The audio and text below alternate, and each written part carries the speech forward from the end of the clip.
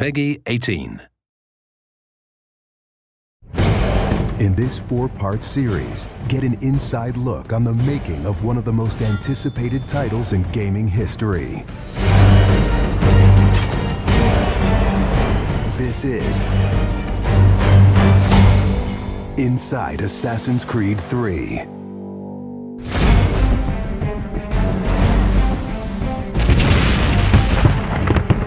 Something we really wanted to emphasize was the sheer brutality of combat in the period.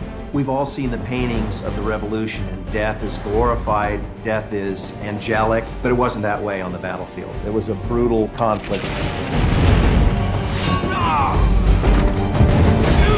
It feels that you're constantly going through dynamic fights, and that's not something technically we could do in the past. So it was like a personal challenge on the team to say, no, I think we can do this.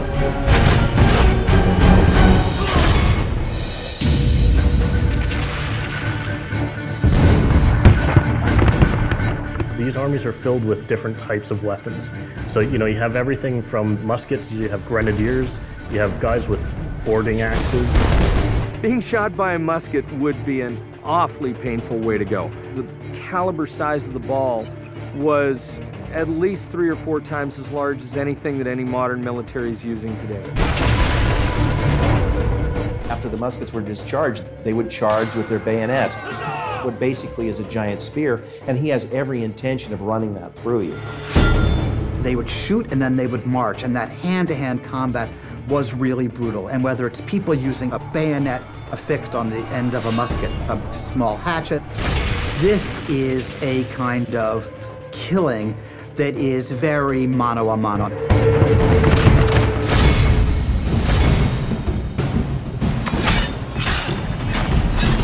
All the animations, all the weapons are brand new.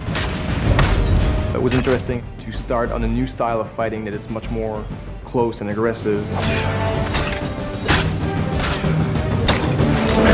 Connor's favorite weapon is the tomahawk, obviously super deadly in hand-to-hand combat. Also the bow and arrow. It fits with his native heritage and it's lethal. The rope dart, it's a real accurate Chinese tool that we found the references for that period as well. He can use it from the ground, so he can bring the enemy towards him. It gives him the ability, for example, on a tree, to hang someone from above.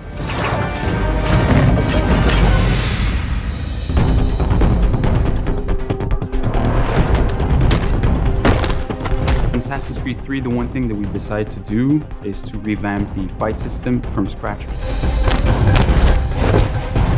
We wanted the skill in the combat in the game to be about transitioning from character to character by choosing the right moves, by performing them correctly. It allows you to basically mow your way through large numbers of people if you're good enough without stopping. What do you do if you go into a bunch of guys with muskets and they try and shoot you? So we had to figure out, can you dodge them? Can you run away? And we've added all these options, but our big one is the meat shield, where you can grab a guy and he gets shot instead. Our mocap guys are stuntmen. We spend a long time with them rehearsing and figuring out exactly what would be the greatest choreography. We had to go through, like multiple people. Connor is trained in a very different style of fighting to the British soldiers. The close quarters flow of the combat that's happening between the punches, the kicks, and everything else is indicative of what happens in the real world.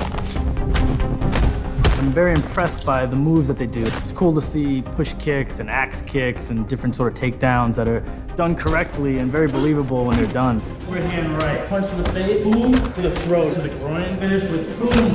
This is something new for us that we're really proud of. It's fast, it's fluid, and you go through these guys like butter.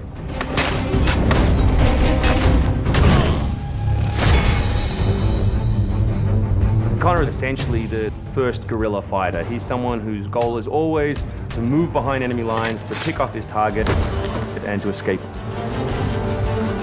Employing guerrilla tactics, or what we now know today as asymmetric warfare, was something that truly was a component of the American Revolution. They learned what we would think of as guerrilla-style warfare. You sort of hit quickly and then disappear.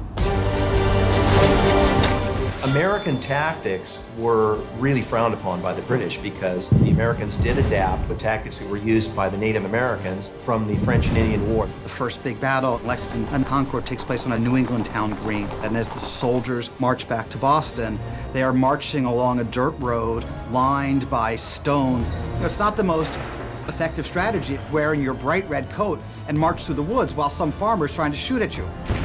The Americans brought a tactic that they couldn't really cope with. They essentially took it away from the battlefield and they started guerrilla tactics.